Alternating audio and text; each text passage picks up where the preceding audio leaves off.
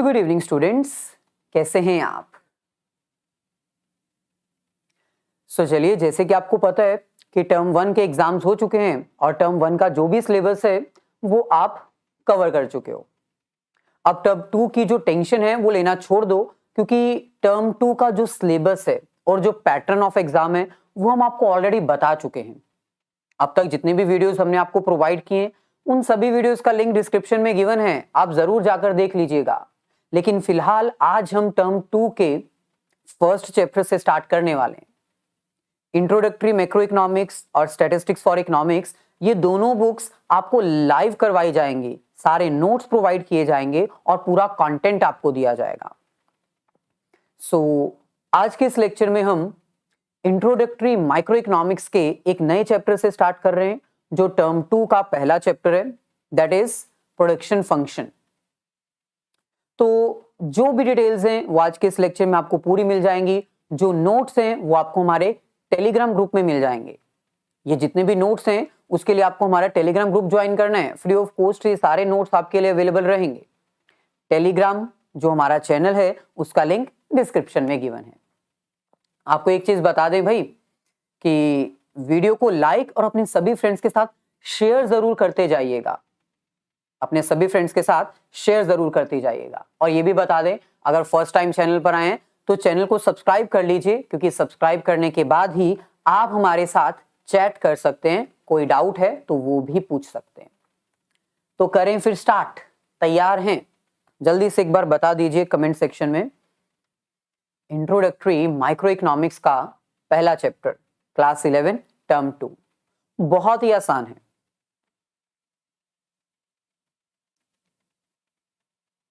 चलिए, very good evening once again. करते हैं फिर स्टार्ट। अपने फ्रेंड्स लोगों को बुलाते रहिएगा। यहां पर आप देख सकते हो production function and cost, NCERT chapter number 3, introductory microeconomics. Chapter का नेम है production function and related to a factor, return to a factor. देखो, हम डायरेक्टली चैप्टर नहीं स्टार्ट करवाएंगे, पहले आपका ना एक बेस तैयार करवाएंगे। हम डायरेक्टली चैप्टर नहीं स्टार्ट करवाएंगे, पहले आपका एक बेस तैयार करवाएंगे। टर्म 1 और टर्म 2 कैसे रिलेटेड है, टर्म 1 में आपने क्या किया, टर्म 2 में आप क्या करने जा रहे हो। देखो, बहुत ही सिंपल सा कॉन्सेप्ट है। अगर हम बात करें टर्म 1 की, अगर हम बात करें टर्म 1 की, तो टर्म 1 में आपने जितने भी चैप्टर्स किए वो कंज्यूमर के पॉइंट ऑफ व्यू से थे। आपको याद होगा, आपने सबसे पहले किया था कंज्यूमर बिहेवियर, जिसमें आपको consumers equilibrium, utility approach, cardinal approach, 1 commodity case, 2 commodity case, budget line, indifference curve. इसका मतलब कंजम्पशन एक इकोनॉमी में परफॉर्म की जाने वाली बहुत इंपॉर्टेंट इकोनॉमिक एक्टिविटी है ना। कंजम्पशन एक इकोनॉमी में परफॉर्म की जाने वाली बहुत ही इंपॉर्टेंट एक्टिविटी है। सिमिलरली अब टर्म 2 जो है ना वो आपकी प्रोडक्शन के ऊपर फोकस करेगी। टर्म 2 जो है वो आपकी प्रोडक्शन के ऊपर फोकस करेगी। क्लास 12th की भी लाइव क्लासेस हम बहुत ही जल्द स्टार्ट करने वाले हैं। आप हमारे चैनल पर देख सकते हो, जितने भी लाइव क्लासेस का लिंक है वो डिस्क्रिप्शन में गिवन है। आप 11th में हो, आप 12th में हो, किसी भी क्लास में हो, आपके लाइव क्लासेस का लिंक डिस्क्रिप्शन में गिवन है। ओके, सो टर्म 1 में आपने कंजम्पशन के ऊपर ज्यादा फोकस किया। कंज्यूमर कौन होता है, कंजम्पशन क्या होती है, कंज्यूमर बिहेवियर क्या होता है, कंज्यूमर इक्विलिब्रियम क्या होता है, कंज्यूमर को मैक्सिमम सेटिस्फेक्शन कब मिलता है। लेकिन भाई, क्या बिना प्रोडक्शन के कंजम्पशन पॉसिबल है? मार्केट में अगर प्रोडक्शन ही नहीं होगी, गुड्स और सर्विसेज प्रोड्यूस ही नहीं की जाएंगी, तो कंजम्पशन का तो कोई मतलब ही नहीं बनता ना। सो टर्म 1 आपका कंजम्पशन के ऊपर बेस्ड था, टर्म 2 प्रोडक्शन के ऊपर बेस्ड है। जैसे आपने अंडरस्टैंड किया कंजम्पशन क्या होता है, कंज्यूमर बिहेवियर क्या होता है, कंज्यूमर इक्विलिब्रियम क्या होता है, सिमिलरली टर्म 2 में आपको प्रोडक्शन क्या होता है, production as a producer behaviour क्या होता है, और प्रोड्यूसर्स इक्विलिब्रियम कब अटेन होता है। So micro economics small level की प्रॉब्लम्स को सॉल्व करती है। कंज्यूमर की प्रॉब्लम को आपने अंडरस्टैंड कर लिया, अब आप प्रोड्यूसर की प्रॉब्लम्स को अंडरस्टैंड करोगे और उनके सॉल्यूशंस ढूंढोगे, उनके सॉल्यूशंस ढूंढोगे। अच्छा, टर्म 2 में एक चीज आपको बहुत ध्यान रखनी होगी, टर्म 2 में एक चीज आपको बहुत ज्यादा ध्यान रखनी होगी, और वो क्या है, प्रोड्यूसर के पॉइंट ऑफ व्यू से आपको सारा कंटेंट प्रिपेयर करना है। क्योंकि भाई आप टर्म 1 में कंज्यूमर के पॉइंट ऑफ व्यू से सब कुछ अंडरस्टैंड करके आए हो, इसलिए टर्म 2 को अंडरस्टैंड करना मुश्किल होगा अगर आप अपने माइंड में कंज्यूमर के बारे में सोचोगे। अब से आपको जो भी सोचना है एक प्रोड्यूसर के पॉइंट ऑफ व्यू से सोचना है। आज से आप प्रोड्यूसर हो, आप बिजनेसमैन हो, बिजनेस वुमेन हो, आप प्रोडक्शन करते हो, तो एज अ प्रोड्यूसर आपका बिहेवियर कैसा होना चाहिए, what to produce, how to produce, for whom to produce, इसके ऊपर आपने फोकस करना है। तो भाई एक चीज मैं अभी क्लैरिफाई कर देता हूं कि आज के कंटेंट के बाद आपको प्रोड्यूसर बन जाना है। अगर आप कंज्यूमर के पॉइंट ऑफ व्यू से सोचोगे ना तो आपको कोई चैप्टर नहीं समझ आएगा। आपने कंज्यूमर अपने अंदर से निकाल देना है और अपने अंदर एक प्रोड्यूसर बिठा लेना है, क्योंकि आप प्रोड्यूसर हो, आपने प्रोडक्शन के ऊपर फोकस करना है। So term 2 production function and return to a factor के ऊपर डिपेंड करता है। प्रोडक्शन फंक्शन के अकॉर्डिंग आपको ये सारा कंटेंट प्रिपेयर करना है। तो एक एक करके अपने चैप्टर के सारे कंटेंट को आपके सामने लेकर आते हैं। जहां डाउट होगा कमेंट करके पूछ लीजिएगा, हम आपके कमेंट्स का आंसर दे देंगे। टाइमिंग आपको जो हमारी सेशन की है वो हम लास्ट में एक बार एक्सप्लेन कर देंगे, लेकिन अगर आप डिस्क्रिप्शन में जाकर देखोगे तो आपको टाइमिंग वगैरह सभी क्लासेस की मिल जाएंगी। ओके, अच्छा, अब क्योंकि प्रोडक्शन फंक्शन के बारे में आपने अंडरस्टैंड करना है, जैसे कंज्यूमर बिहेवियर आपने अंडरस्टैंड करना था तो आपने पता लगाया ना कंज्यूमर कौन होता है, कंजम्पशन क्या होती है, कंज्यूमर बिहेवियर क्या होता है, और फिर जाकर आपने फाइनली रीड आउट किया कि कंज्यूमर इक्विलिब्रियम कब आता है। सिमिलरली सबसे पहले आपको प्रोडक्शन क्या होता है ये अंडरस्टैंड करना पड़ेगा, देन जाके आप प्रोडक्शन बिहेवियर प्रोड्यूसर इक्विलिब्रियम पर फोकस करोगे। तो प्रोडक्शन क्या होता है, सबसे पहला क्वेश्चन जो एग्जाम में आ सकता है वो यही है।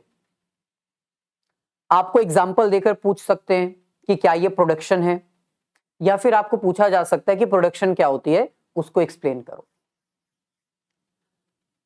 तो प्रोडक्शन का मतलब होता है किसी नेचुरल रिसोर्स की फॉर्म को चेंज करना और उसको चेंज करके एक ऐसे मटेरियल में कन्वर्ट करना कि वो मटेरियल किसी के लिए यूजफुल बन जाए। बहुत आसान तरीके से बता रहा हूं, इतने आसान तरीके से कोई नहीं बताएगा। प्रोडक्शन एक ऐसा प्रोसेस है जिसमें हम एक नेचुरल रिसोर्स की फॉर्म को चेंज करते हैं, कन्वर्ट करते हैं एक मटेरियल में, और वो एक ऐसा मटेरियल होता है जो किसी के लिए यूजफुल हो सकता है, जो किसी के लिए यूटिलिटी क्रिएट करता है। फॉर एग्जाम्पल, अगर आपके हाथ में अगर मोबाइल है या लैपटॉप है जिससे आप हमारे लेक्चर्स अटेंड कर रहे हैं, तो ये प्रोडक्शन का ही पार्ट है। भाई ये जो मोबाइल और ये लैपटॉप जो आप तक पहुंचा है अपने आप तो नहीं पहुंच गया, इसमें बहुत सारी एक्टिविटीज परफॉर्म की गई होंगी, रिसोर्सेस को कन्वर्ट किया होगा, आप तक पहुंचाया गया होगा, आपने परचेज किया होगा, तब जाकर आपके पास आया है ना ये मोबाइल और लैपटॉप जिससे आप हमारे लेक्चर्स अटेंड कर रहे हैं। तो भाई प्रोडक्शन एक ऐसा प्रोसेस है जिसमें हम कुछ रॉ मटेरियल्स यूज करते हैं, कुछ इनपुट्स यूज करते हैं और फिर उनको कन्वर्ट करते हैं फिनिश गुड्स में। सो आपकी स्क्रीन पर सारी डिटेल्स गिवन है।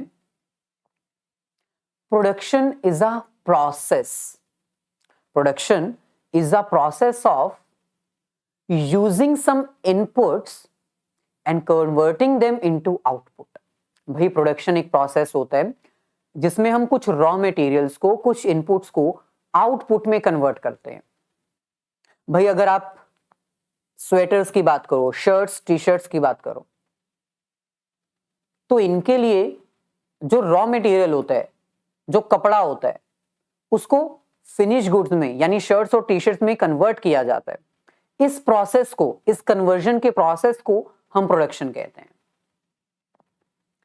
लेकिन प्रोडक्शन सिर्फ मैन्युफैक्चरिंग में नहीं आता, प्रोडक्शन जो है वो एग्रीकल्चर सेक्टर में भी आता है, सर्विस सेक्टर में भी आता है।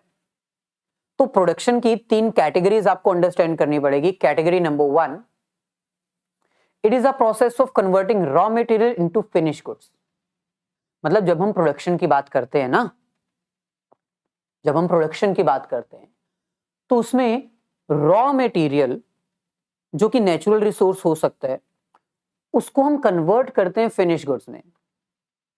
जैसे सिल्क एक रॉ मटेरियल होता है जिससे सिल्क के प्रोडक्ट्स बनते हैं। कॉटन एक रॉ मटेरियल होता है जिससे कॉटन के प्रोडक्ट्स बनते हैं। वुड, लकड़ी, जिससे लकड़ी के प्रोडक्ट्स बनते हैं जैसे टेबल, चेयर। सो मैन्युफैक्चरिंग जो है वो प्रोडक्शन का पार्ट है। Second, it is a process of manufacturing of goods and services. इसमें गुड्स नहीं, सर्विसेज भी काउंट की जाती हैं। तो सेकंड पार्ट इसमें क्या आता है? सर्विसेज। फॉर एग्जाम्पल, एक डॉक्टर आपको सर्विसेज प्रोवाइड करता है, एक टीचर आपको सर्विसेज प्रोवाइड करता है। तो क्या सर्विसेज प्रोडक्शन का पार्ट नहीं है? वो भी प्रोडक्शन का पार्ट है।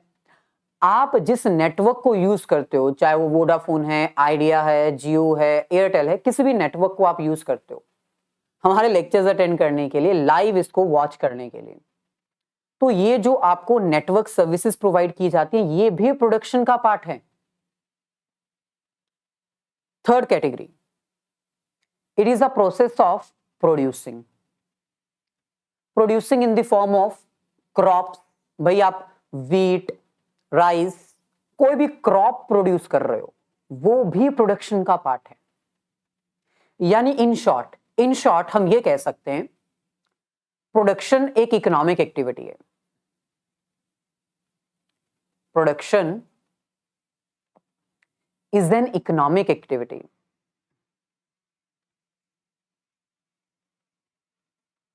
Is an economic activity which converts,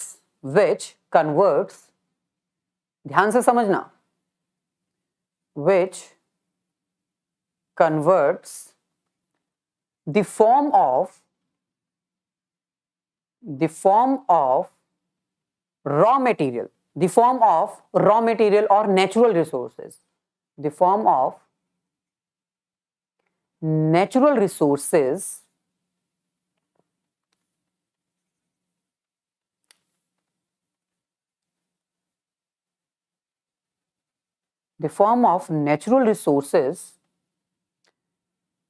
into finished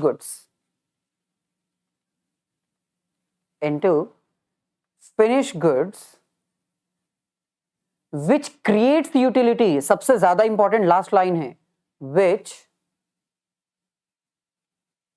creates utility,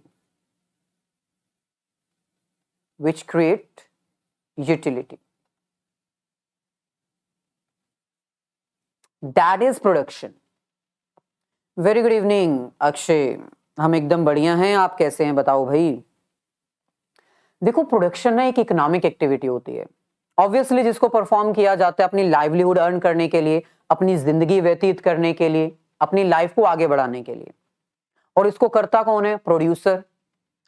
तो प्रोडक्शन एक इकोनॉमिक एक्टिविटी होती है जिसमें हम अपने रॉ मटेरियल्स को, अपने नेचुरल रिसोर्सेज की फॉर्मेशन को चेंज करते हैं और उसको कन्वर्ट करते हैं फिनिश गुड्स में।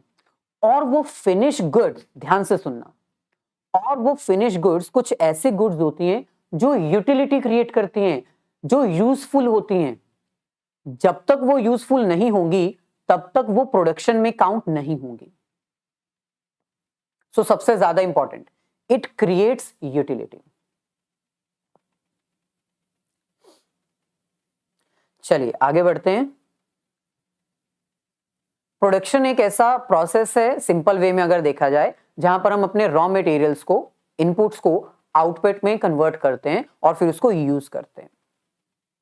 देखो, जब हम प्रोडक्शन की बात करते हैं ना, जब हम प्रोडक्शन की बात करते हैं तो इसमें आपको एक चीज ध्यान देनी होगी कि प्रोडक्शन एक इकोनॉमिक एक्टिविटी इसलिए है क्योंकि ये एक इकोनॉमी की फर्दर एक्टिविटीज को डिसाइड करती है। देखो, प्रोडक्शन से पता चलेगा एक इकोनॉमी की कितनी प्रोडक्शन है, उससे पता चलेगा कि एक इकोनॉमी कैसी है, वो रिच है कि पुअर है। क्योंकि देखो सिंपल है, अगर एक ऐसी इकोनॉमी जहां पर बहुत ज्यादा प्रोडक्शन होती है, हाई लेवल ऑफ प्रोडक्शन, इसका मतलब वो कंट्री रिच है, इतनी ज्यादा रिच है कि वो अपनी डोमेस्टिक प्रोडक्शन, अपनी डोमेस्टिक नीड्स को पूरा करने के बाद वर्ल्ड में दूसरी कंट्रीज को सामान बेच सकती है। वहीं पर अगर एक इकोनॉमी में प्रोडक्शन लो है, गुड्स और सर्विसेज बनती हैं लेकिन कम बनती हैं, तो इसका मतलब वो कंट्री ज्यादा रिच नहीं हो सकती, उसको दूसरी कंट्रीज के ऊपर डिपेंड रहना पड़ता है अपनी कंट्री की नीड्स को पूरा करने के लिए। अच्छा, सो प्रोडक्शन जो है वो हाई हो सकती है, लो हो सकती है, उसके ऊपर डिपेंड करता है कि कंट्री रिच है या पुअर है। इसके अलावा आपको यह भी पता होना चाहिए कि प्रोडक्शन में 4 स्टेप्स इन्वॉल्व होते हैं। प्रोडक्शन के प्रोसेस में 4 स्टेप्स इन्वॉल्व होते हैं। Step number 1, change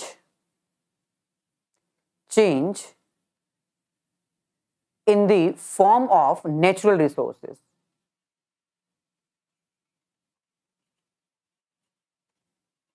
Change in the form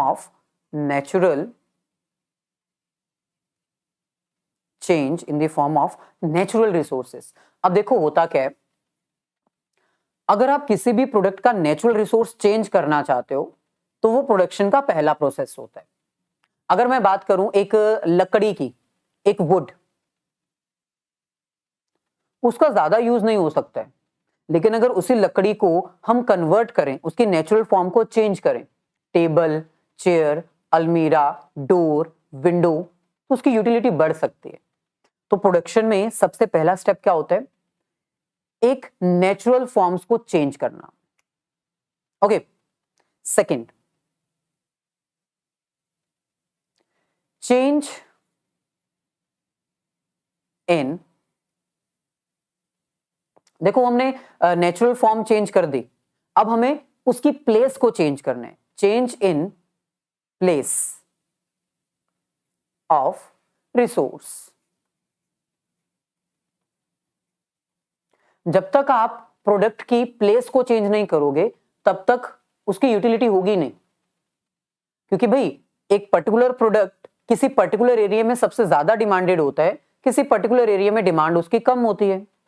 जैसे फॉर एग्जांपल अगर हम बात करें शॉल्स की, है ना, स्वेटर्स की, तो इनकी डिमांड जो है वो एक स्पेशल सीजन में होती है और स्पेशल एरिया में होती है। Third point, off season supply.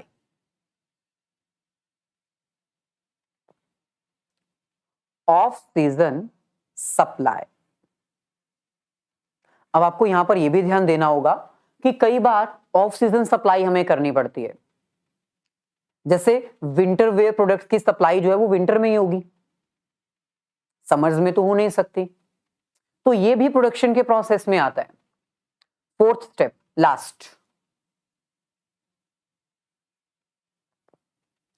अब कई बार क्या होता है कि सीजन के अकॉर्डिंग आपको सप्लाई करनी पड़ती है।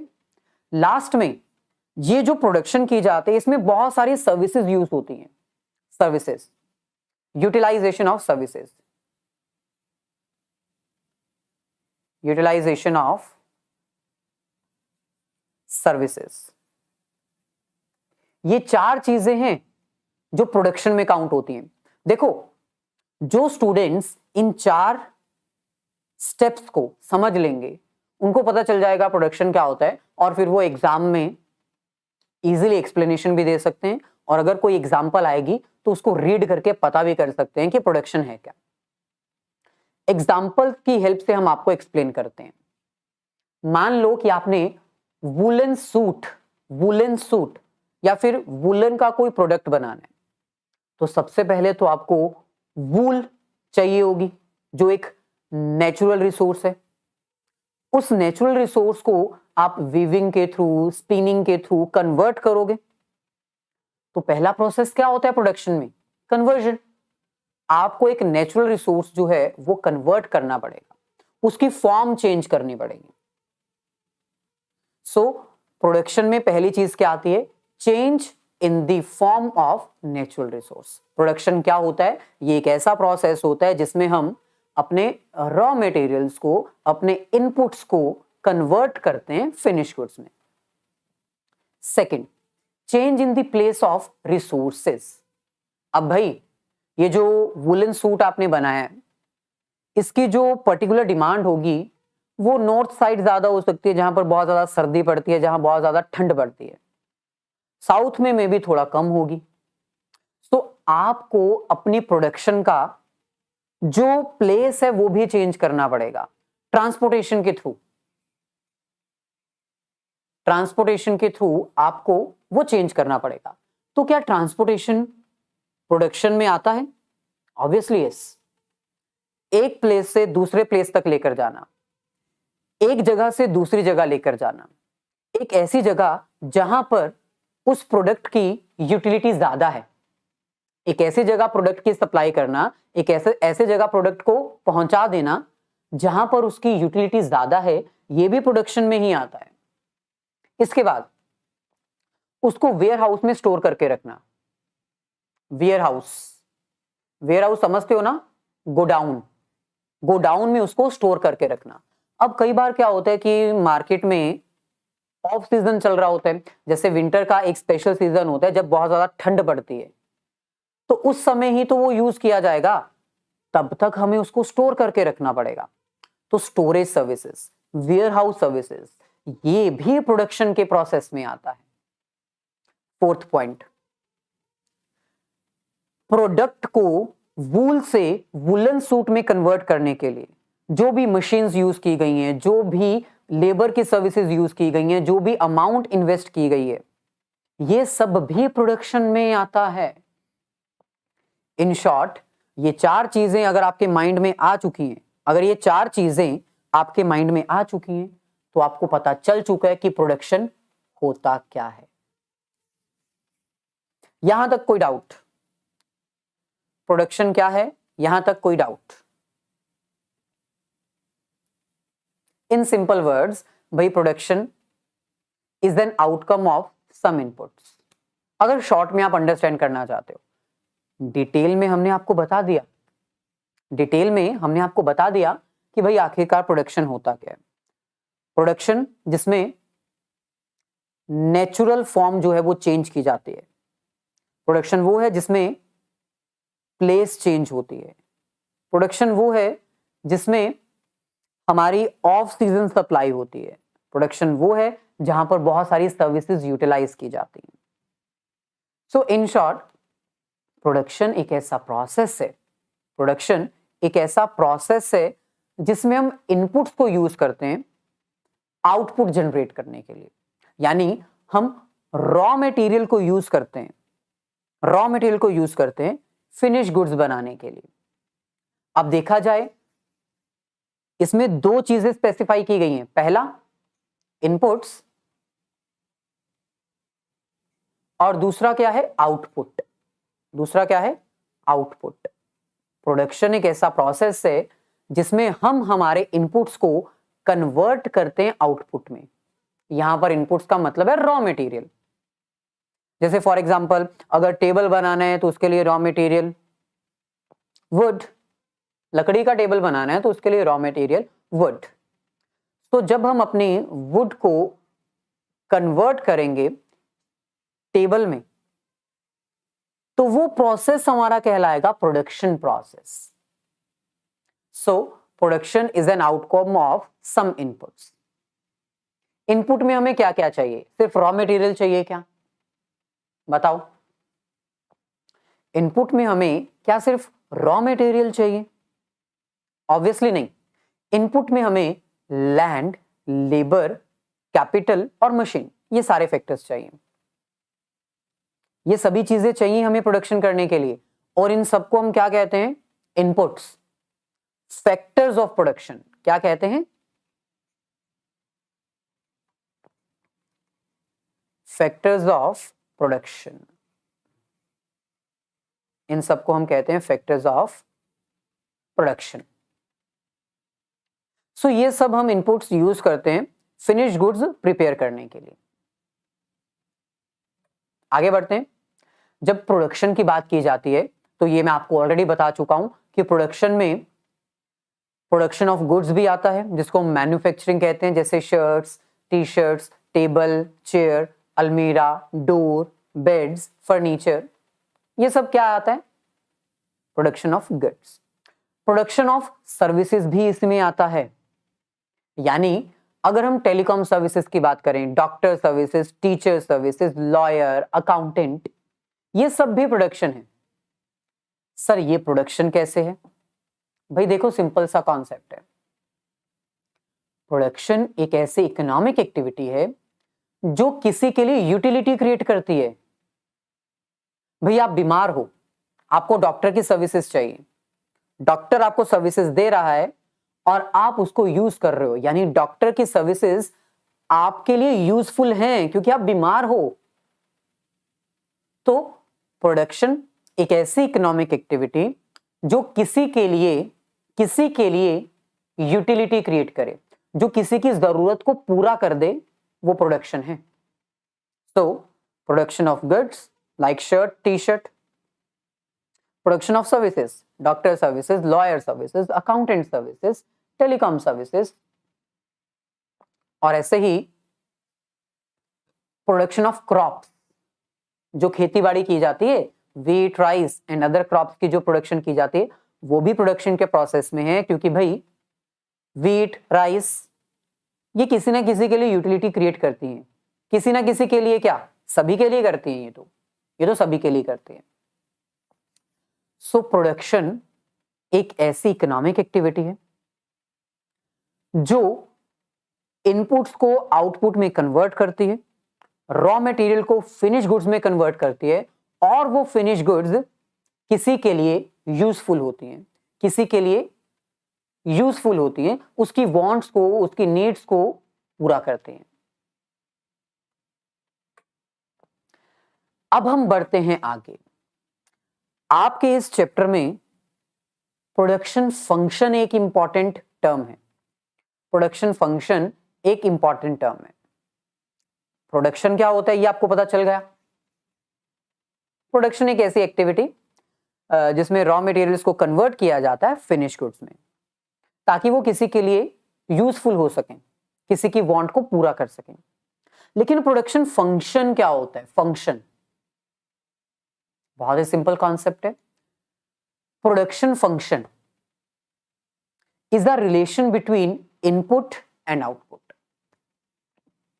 यानी ये एक ऐसा फंक्शन है जिसमें हमें इनपुट और आउटपुट के बीच में रिलेशन एस्टेब्लिश करना होता है। हमें यह पता लगाना होता है कि हम कितने इनपुट से कितना आउटपुट जनरेट कर सकते हैं। How much input is required to produce a certain amount of output, यानी हमें लैंड कितना चाहिए, हमारे पास कितना लैंड होना चाहिए, हमारे पास मजदूर कितने होने चाहिए, यानी लेबर कितनी होनी चाहिए, हमारे पास कैपिटल कितनी होनी चाहिए, लैंड, लेबर, कैपिटल कितनी चाहिए, ताकि हम एक required amount of output attain कर सके। सो फॉर एग्जाम्पल मान लो आप 100 यूनिट्स प्रोड्यूस करना चाहते हो। 100 यूनिट्स, आप 100 यूनिट्स प्रोड्यूस करना चाहते हो। इस 100 यूनिट्स प्रोड्यूस करने के लिए आपको लैंड कितना चाहिए, आपको लेबर कितनी चाहिए, आपको कितनी कैपिटल चाहिए, इसको पता लगाने के लिए हम प्रोडक्शन फंक्शन प्रिपेयर करते हैं। So production function in short क्या है? प्रोडक्शन फंक्शन एक ऐसा कॉन्सेप्ट है जो ये एक्सप्लेन करता है कि एक पर्टिकुलर आउटपुट अटेन करने के लिए, एक particular quantity of output attain करने के लिए आपको कितनी इनपुट चाहिए, how much inputs are required to attain a particular amount of output. यानी आपको लैंड कितनी चाहिए, लेबर कितनी चाहिए, कैपिटल, एंटरप्रेन्योर, ये सब इनपुट्स हैं ना, ये आपके फैक्टर्स हैं, ये आपको कितने चाहिए ताकि आप एक particular amount of output attain कर सकें। सो यहां पर आप देख सकते हैं production function is the relation between input and output. यानी प्रोडक्शन फंक्शन एक ऐसा कॉन्सेप्ट है जो ये एक्सप्लेन करता है कि आपको कितने इनपुट्स चाहिए कितना आउटपुट अटेन करने के लिए। सो ये एक ऐसा रिलेशन है जो हमें डिस्क्राइब करता है, जो हमें एक्सप्लेन करता है how much input is required, how much input is required to produce a particular quantity of a product. यानी प्रोडक्शन फंक्शन एक ऐसा कॉन्सेप्ट है जो हमें यह बताता है कि कितने इनपुट्स लगेंगे एक पर्टिकुलर आउटपुट अटेन करने के लिए। मान लो आपने 100 यूनिट्स ऑफ शर्ट्स बनानी है, आपका शर्ट्स का बिजनेस है, आप प्रोड्यूसर हो, आपने 100 शर्ट्स बनानी है, तो 100 शर्ट्स बनाने के लिए कितना मटेरियल चाहिए, कितना लैंड, कितना लेबर, कितनी कैपिटल चाहिए, ये आपको पता करना जरूरी है ना। तो बस प्रोडक्शन फंक्शन ही वो कॉन्सेप्ट है जो ये पता लगाएगा कि कितने इनपुट्स चाहिए, कितने आउटपुट्स मैन्युफैक्चर करने के लिए। So in short, production function is a functional relation between inputs and outputs. Production function क्या है? प्रोडक्शन फंक्शन एक ऐसा फंक्शनल रिलेशन है जो हमें ये एक्सप्लेन करता है कि हमें कितने इनपुट्स चाहिए ताकि हम अपनी एक प्रॉपर आउटपुट अटेन कर सकें। ये एक ऐसा फंक्शन है जो हमें डिस्क्राइब करता है how much inputs are required to produce a particular quantity of a product. Clear है? यहां तक कोई doubt? Any doubt till now? Production function क्या है? Production function is a functional relation. ये एक ऐसा रिलेशन है जो हमें बताएगा कि आपको कितने इनपुट्स चाहिए एक पर्टिकुलर आउटपुट अटेन करने के लिए। आप 100 शर्ट्स बनाना चाहते हैं तो उसके लिए आपको कितना कपड़ा चाहिए, कितना लेबर चाहिए, कितने मजदूर चाहिए, कितना पैसा लगाना पड़ेगा, ये सब हमें बताता है प्रोडक्शन फंक्शन। ओके, आगे बढ़ते हैं। अगर हम इसकी इक्वेशन को अंडरस्टैंड करें तो इसकी इक्वेशन बहुत ही सिंपल है। यहां पर आप देख सकते हो आउटपुट, यहां पर लिखा हुआ है output of x commodity, output of x commodity is a function of labor and capital। ये इसकी इक्वेशन है। प्रोडक्शन फंक्शन एक ऐसा फंक्शन है ना जो हमें ये बताता है कि कितना इनपुट चाहिए कितना आउटपुट लेने के लिए, how much input is required to attain a particular quantity of output. अगर हम इसको इक्वेशन के अकॉर्डिंग डिस्क्राइब करना चाहते हैं, अगर आप अपने प्रोडक्शन फंक्शन को एक इक्वेशन की हेल्प से डिस्क्राइब करना चाहते हैं तो ये इसकी इक्वेशन है। क्यू का मतलब, क्यू एक्स का यहां पर मतलब क्या है? क्यू एक्स का मतलब है क्वांटिटी, यानी output of commodity x. Output of commodity x is a function of labour and capital. यानी आप कितनी लेबर रखोगे, कितनी कैपिटल इन्वेस्ट करोगे, उसके अकॉर्डिंग आपको पता चलेगा कि आपकी कितनी प्रोडक्शन होगी। सिंपल है, ज्यादा कैपिटल ज्यादा लेबर ज्यादा आउटपुट, कम कैपिटल कम लेबर आउटपुट कम हो जाएगी। तो बहुत ही सिंपल है। यहां पर हम एक बार इलैबोरेट कर देते हैं।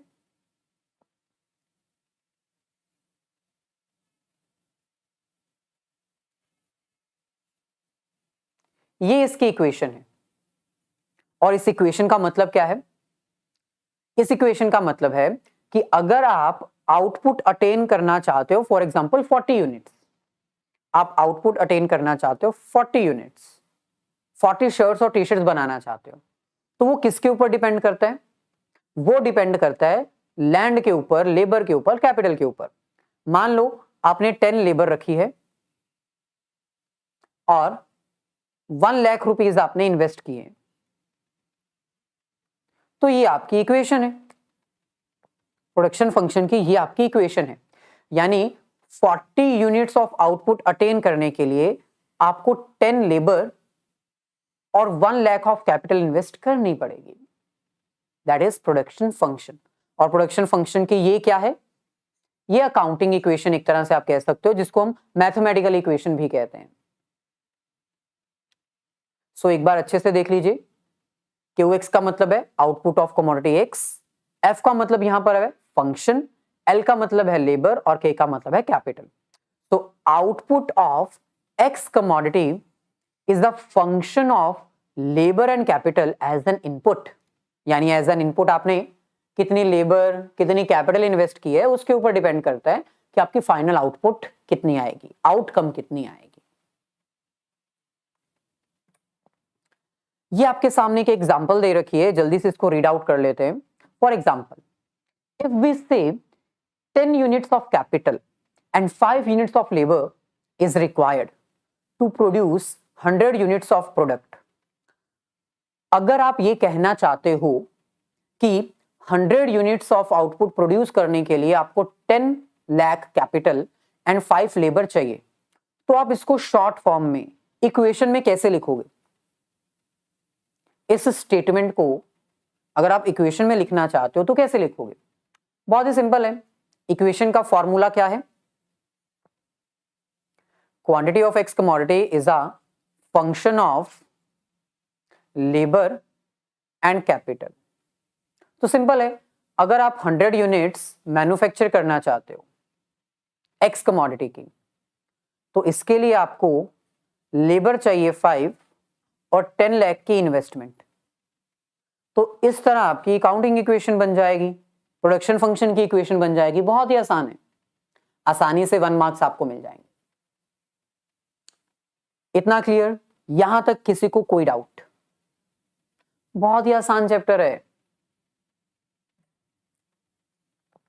अच्छा भाई, अगर मैं आपसे पूछूं production function is a concept of economics, देखो अब तक हमने आपको जितना कॉन्सेप्ट करवाया, यहां तक आपको ये तो पता चल गया कि प्रोडक्शन एक इकोनॉमिक एक्टिविटी होती है। जैसे कंजम्पशन है, डिस्ट्रीब्यूशन है, वैसे ही प्रोडक्शन है। बिना प्रोडक्शन के कंजम्पशन और डिस्ट्रीब्यूशन पॉसिबल नहीं है। प्रोडक्शन एक इकोनॉमिक एक्टिविटी है जिसमें हम रॉ मटेरियल्स को, इनपुट्स को आउटपुट में कन्वर्ट करते हैं, नेचुरल रिसोर्सेज की फॉर्मेशन को चेंज करते हैं और उसको फिनिश गुड्स में कन्वर्ट करते हैं। लेकिन प्रोडक्शन फंक्शन, मैं प्रोडक्शन की बात नहीं कर रहा, मैं प्रोडक्शन फंक्शन की बात कर रहा हूं। क्या प्रोडक्शन फंक्शन एक इकोनॉमिक कॉन्सेप्ट है?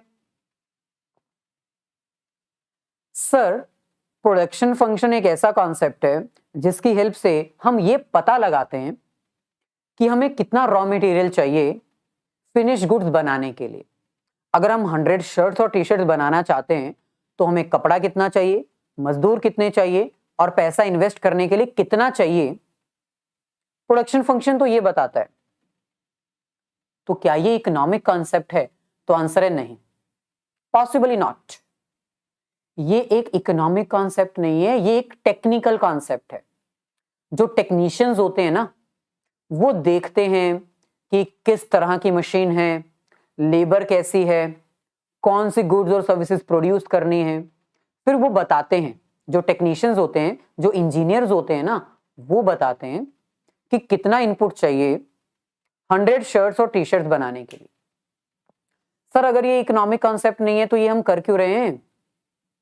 भाई, ये इकोनॉमिक कॉन्सेप्ट नहीं है, लेकिन इकोनॉमिक्स एक ऐसा सब्जेक्ट है जो डील करता है with the problem of choice, with the problem of choice, with the problem of scarcity, with the problem of best optimal utilisation. याद है ना आपको इकोनॉमिक्स एक ऐसा सब्जेक्ट है जो ये बताता है कि हमारे रिसोर्सेज लिमिटेड हैं, हमारी वांट्स अनलिमिटेड हैं और बहुत सारे ऑल्टरनेटिव यूजेस हैं। तो भाई इकोनॉमी के रिसोर्सेज वेस्ट ना हो जाएं, इसीलिए ये कॉन्सेप्ट आप इकोनॉमिक्स में पढ़ रहे हो। ठीक है, इकोनॉमी के रिसोर्सेज वेस्ट ना हो जाएं, इसलिए ये कॉन्सेप्ट आप पढ़ रहे हो। सो प्रोडक्शन फंक्शन एक इकोनॉमिक्स कॉन्सेप्ट नहीं है, ये एक टेक्निकल कॉन्सेप्ट है। इसमें जो इंजीनियर्स होते हैं वो पता लगाते हैं कि कितना इनपुट चाहिए, कितना आउटपुट प्रोड्यूस करने के लिए, लेकिन रॉ मटेरियल तो इकोनॉमी के है ना, उनका प्रॉपर यूटिलाइजेशन हो रहा है या नहीं हो रहा, ये तो आपको देखना है ना, इसलिए ये आपको पता होना चाहिए।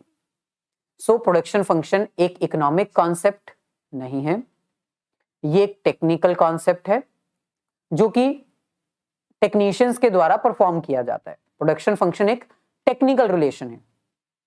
जो इंजीनियर्स होते हैं ना, इंजीनियर्स वो अंडरस्टैंड करते हैं, वो बताते हैं कि कितनी क्वांटिटी चाहिए, कितना रॉ मटेरियल चाहिए आउटपुट्स प्रोड्यूस करने के लिए।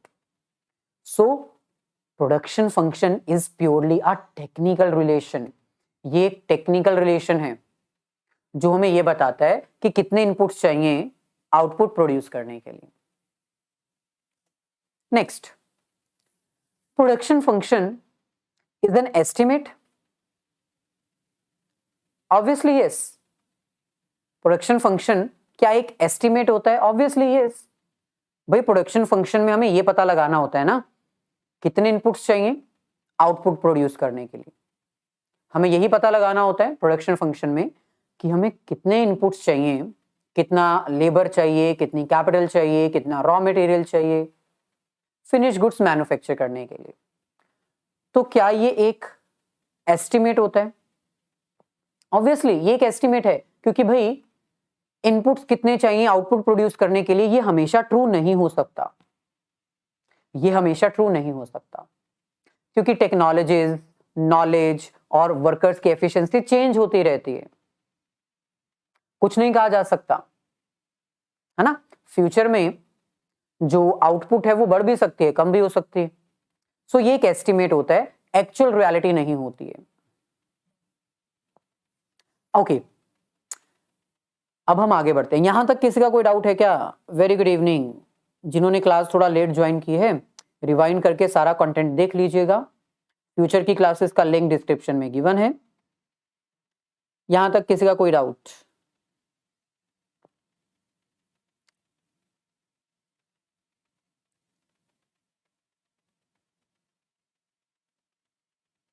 चलिए, आई थिंक कोई डाउट नहीं है।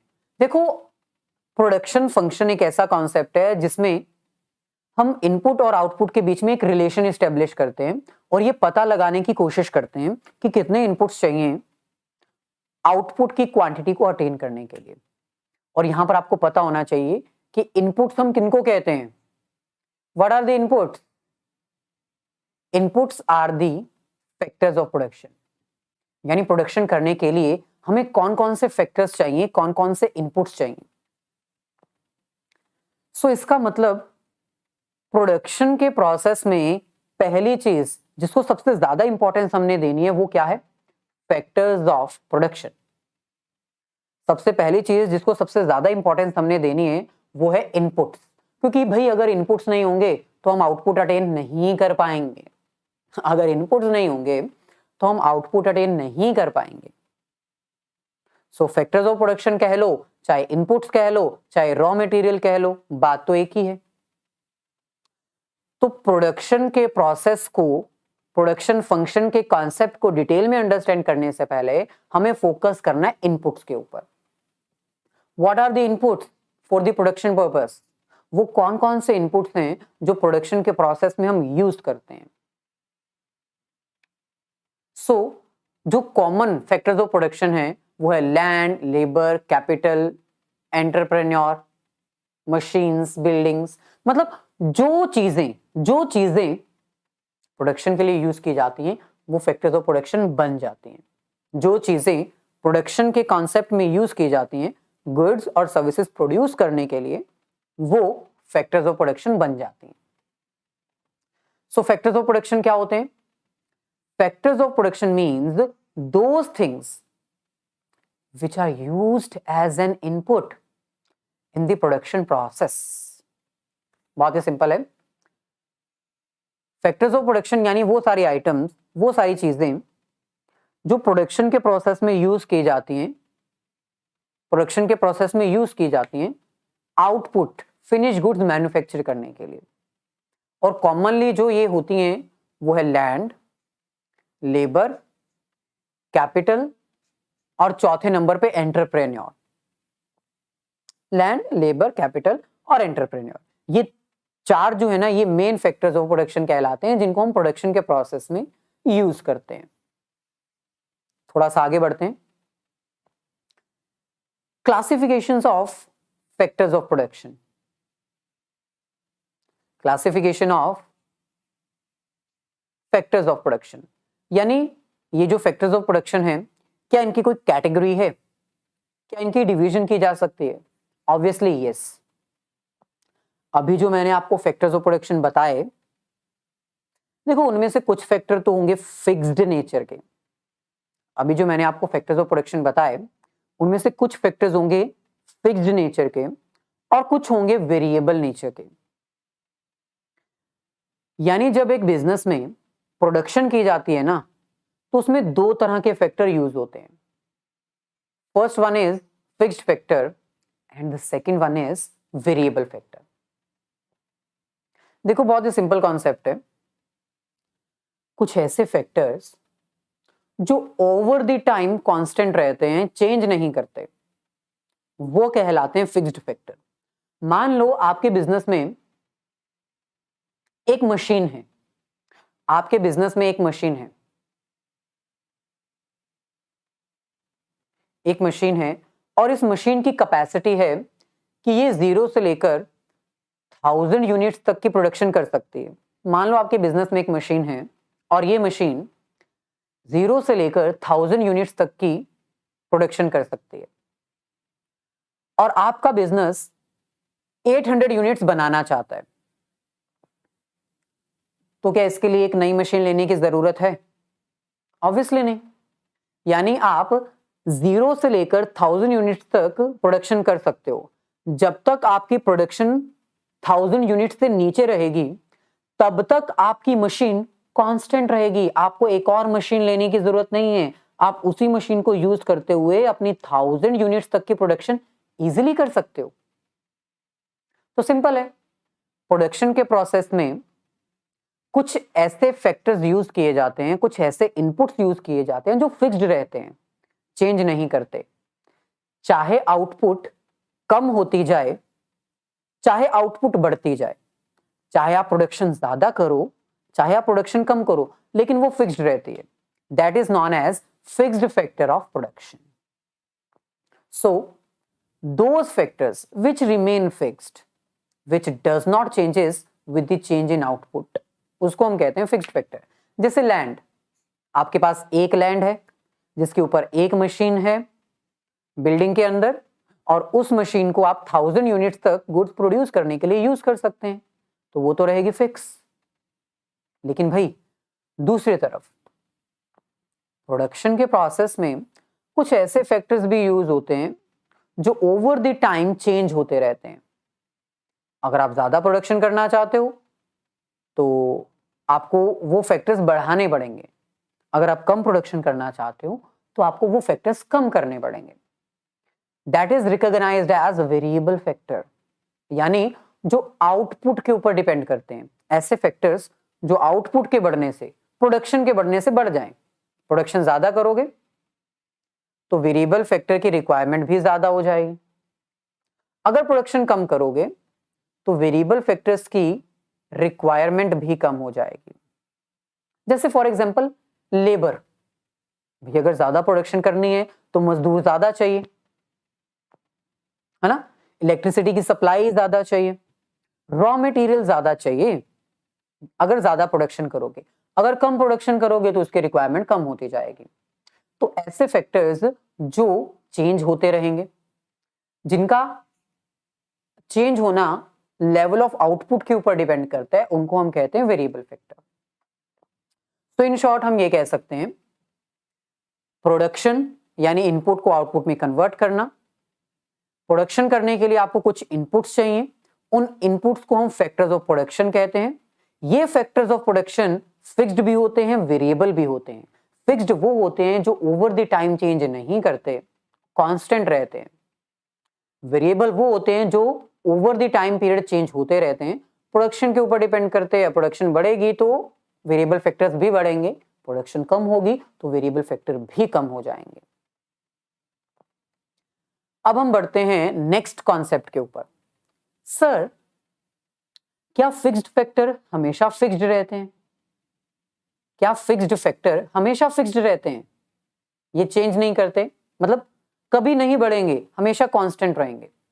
नहीं भाई, ऐसा नहीं है। ये डिपेंड करता है शॉर्ट रन और लॉन्ग रन के ऊपर। ये डिपेंड करता है शॉर्ट रन और लॉन्ग रन के ऊपर। अब बहुत सारे स्टूडेंट्स को शॉर्ट रन और लॉन्ग रन का मीनिंग नहीं पता है, तो पहले तो हम वो बताते हैं। बहुत सारे स्टूडेंट्स ना कंफ्यूज्ड रहते हैं, उनको ये लगता है कि शॉर्ट रन का मतलब होता है 1 साल या उससे कम, 12 महीने या उससे कम, और लॉन्ग रन का मतलब होता है 12 महीने से ऊपर। ऐसा नहीं है भाई। जो स्टूडेंट्स अकाउंट्स करते हैं उनको तो पता होगा शॉर्ट पीरियड मतलब 12 महीने, लॉन्ग रन मतलब 12 महीने से ऊपर। लेकिन इकोनॉमिक्स में ऐसा नहीं है। एग्जाम में गलती से भी ये लिख कर मत आ जाना। शॉर्ट रन और लॉन्ग रन दो अलग कॉन्सेप्ट हैं। एक ऐसा पीरियड, ध्यान से सुनना और ध्यान से समझना, एक ऐसा पीरियड जिसमें एक फैक्टर फिक्स्ड रहेगा, बाकी फैक्टर चेंज होते रहेंगे, उसको हम कहते हैं शॉर्ट पीरियड। यानी शॉर्ट पीरियड इतना शॉर्ट होता है कि उसमें हम कैपिटल, मशीन, बिल्डिंग चेंज ही नहीं कर पाते। वो बहुत शॉर्ट होता है। कितना शॉर्ट होता है सर? 1 दिन का होता है, 1 घंटे का होता है, 2 महीने का होता है, कितना होता है बताओ तो। भाई ऐसा टाइम पीरियड कहीं पर भी स्पेसिफाई नहीं किया गया, तो हम भी आपको टाइम नहीं बता सकते। शॉर्ट पीरियड 1 महीने का होता है या 2 महीने का होता है, कुछ नहीं बताया। बस इतना कहा गया है जिस पीरियड में आपका एक फैक्टर फिक्स्ड है और बाकी वेरिएबल हैं, वो शॉर्ट पीरियड कहलाता है। फॉर एग्जाम्पल आपका बिजनेस है, आपका एक बिजनेस है जिसमें आपके पास एक मशीन है और ये मशीन 0 से लेकर 1000 यूनिट्स प्रोड्यूस कर सकती है। दूसरी तरफ आपके पास लेबर है जो इस मशीन को यूज करती है। हम बात करते हैं फर्स्ट मंथ ऑफ प्रोडक्शन की। फर्स्ट मंथ आपने पहले महीने में 400 यूनिट्स प्रोड्यूस की। क्या मशीन एक और लेने की जरूरत है? नहीं। सेकेंड मंथ में आपने 600 यूनिट्स प्रोड्यूस की, मशीन लेने की जरूरत है? नहीं। थर्ड मंथ में आप 900 यूनिट्स प्रोड्यूस करना चाहते हो, मशीन लेने की जरूरत है? नहीं। फोर्थ मंथ में आप 1100 यूनिट्स मैन्युफैक्चर करना चाहते हो, क्या मशीन लेने की जरूरत है? हाँ है, क्योंकि मशीन की कैपेसिटी है 1000 यूनिट्स और आप 1100 यूनिट्स मैन्युफैक्चर करना चाहते हो, तो आपको एक और मशीन चाहिए। तो सिंपल, जब तक आपने एक फिक्स्ड फैक्टर रखा और आपको एक और मशीन लेने की जरूरत नहीं पड़ी, तब तक आपका वो पीरियड शॉर्ट पीरियड कहलाएगा, शॉर्ट रन कहलाएगा। यानी आपके ये जो 3 महीने थे ये आपके शॉर्ट टर्म कहलाएंगे। इसके बाद जो टाइम पीरियड है वो आपका लॉन्ग रन बन जाएगा। सो इन सिंपल, शॉर्ट रन का मतलब होता है एक ऐसा पीरियड जिसमें एक फैक्टर फिक्स्ड, बाकी वेरिएबल होते हैं और इसका कोई स्पेसिफाइड टाइम पीरियड नहीं है। 1 महीने, 2 महीने, 3 महीने, 12 महीने, कोई टाइम पीरियड नहीं है। ये डिपेंड करता है organisation to organisation, firm to firm, business to business. किसी ऑर्गेनाइजेशन के लिए 2 महीने शॉर्ट रन का पीरियड होगा, बाकी लॉन्ग रन है। किसी के लिए 1 महीना भी हो सकता है, किसी के लिए 15 दिन का पीरियड शॉर्ट पीरियड होगा, बाकी लॉन्ग रन होगा, डिपेंड करता है। सो जब तक आपको एडिशनल मशीन की जरूरत नहीं पड़ी, तब तक आपका पीरियड शॉर्ट रन कहलाया, यानी हमारी एग्जांपल के according 3 months are short run period. So simple है, शॉर्ट रन पीरियड एक ऐसा पीरियड होता है जिसमें आपके पास बहुत कम टाइम होता है, इतना कम टाइम होता है कि आप अपने फिक्स्ड फैक्टर में चेंजेस नहीं कर पाते और आपका एक फैक्टर फिक्स्ड रह जाता है। जैसे मशीन है ना, आप न्यू टेक्नोलॉजी नहीं ले सकते, न्यू बिल्डिंग एक्वायर नहीं कर सकते, तो ये आपका शॉर्ट रन कहलाएगा। लॉन्ग रन क्या होता है? शॉर्ट रन तो वो पीरियड होता है ना जिसमें एक फैक्टर फिक्स्ड होता है और बाकी के फैक्टर्स जो हैं वो वेरिएबल फैक्टर होते हैं। लेकिन लॉन्ग रन क्या होता है भाई? ऑपोजिट। लॉन्ग रन का मतलब होता है इतना ज्यादा टाइम है आपके पास, इतना ज्यादा टाइम है आपके पास कि कोई फैक्टर फिक्स्ड है ही नहीं, सारे के सारे वेरिएबल्स हैं, all factors are variable, all factors are variable. मतलब आपके पास इतना टाइम है कि आप नई मशीन भी ले सकते हो, नई टेक्नोलॉजी भी ले सकते हो, क्योंकि आपके पास टाइम है। तो मैंने आपसे क्वेश्चन पूछा था ये, क्या फिक्स्ड फैक्टर हमेशा फिक्स्ड रहते हैं? नहीं, शॉर्ट रन में फिक्स्ड फैक्टर फिक्स्ड रहते हैं, हमारे पास इतना टाइम नहीं होता कि हम उनको चेंज कर पाए। लेकिन लॉन्ग रन में कोई फैक्टर फिक्स्ड होता ही नहीं है, सारे वेरिएबल होते हैं, हमारे पास इतना टाइम होता है कि हम एडिशन कर सकते हैं, हम machine, new technology, new equipments acquire कर सकते हैं। So long run versus short run. आपके सिलेबस में सिर्फ शॉर्ट रन है, लॉन्ग रन नहीं है, तो लॉन्ग रन के कॉन्सेप्ट्स को हम ज्यादा ध्यान नहीं देंगे। तो यहां तक अगर देखा जाए, आज के इस कॉन्सेप्ट में हमने सबसे पहले आपको बताया प्रोडक्शन क्या होता है, देन प्रोडक्शन फंक्शन क्या होता है, और तीसरे नंबर पे बताया फैक्टर्स ऑफ प्रोडक्शन क्या होते हैं। एक बार जल्दी से हम समरी आपके सामने प्रस्तुत कर देते हैं, फिर इसके बाद आज का सेशन हमारा खत्म हो जाएगा। मिलेंगे नेक्स्ट सेशन में। आने वाली सभी क्लासेस के लिंक डिस्क्रिप्शन में गिवन है। सो प्रोडक्शन क्या होता है? प्रोडक्शन मतलब जब हम अपने रॉ मटेरियल्स को कन्वर्ट करते हैं फिनिश गुड्स में, जब हम अपने नेचुरल रॉ मटेरियल्स का फॉर्मेशन चेंज करते हैं और उसको कन्वर्ट करते हैं फिनिश गुड्स में।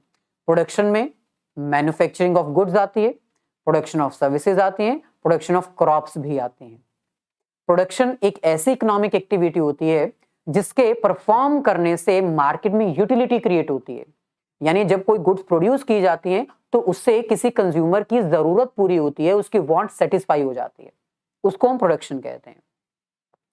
प्रोडक्शन फंक्शन क्या होता है? प्रोडक्शन फंक्शन इनपुट और आउटपुट के बीच में एक रिलेशन होता है। प्रोडक्शन फंक्शन एक ऐसा फंक्शनल रिलेशन है जो हमें यह बताता है कि हमें कितने इनपुट्स चाहिए एक पर्टिकुलर आउटपुट अटेन करने के लिए। हमें कितना रॉ मटेरियल चाहिए, कितना लैंड चाहिए, कितना लेबर चाहिए, कितनी कैपिटल चाहिए, ताकि हम एक पर्टिकुलर क्वांटिटी प्रोड्यूस कर सकें। और फाइनली फैक्टर्स ऑफ प्रोडक्शन क्या होते हैं? फैक्टर्स ऑफ प्रोडक्शन का मतलब होता है वो इनपुट्स, वो रॉ मटेरियल्स जो प्रोडक्शन के प्रोसेस में यूज किए जाते हैं। और इसमें land, labour, capital, entrepreneur 4 main factors of production है। इन फैक्टर्स ऑफ प्रोडक्शन की 2 कैटेगरीज हैं, fixed factors and variable factor. Fixed factor वो फैक्टर होते हैं जो ओवर द टाइम फिक्स रहते हैं, चेंज नहीं करते, कांस्टेंट रहते हैं। चाहे आप ज्यादा प्रोडक्शन करो, चाहे आप कम प्रोडक्शन करो, ये चेंज नहीं होते हैं। वेरिएबल फैक्टर्स दूसरी तरफ वो फैक्टर्स होते हैं जो ओवर द टाइम चेंज करते हैं, जिनका प्रोडक्शन लेवल के अकॉर्डिंग चेंज होता है।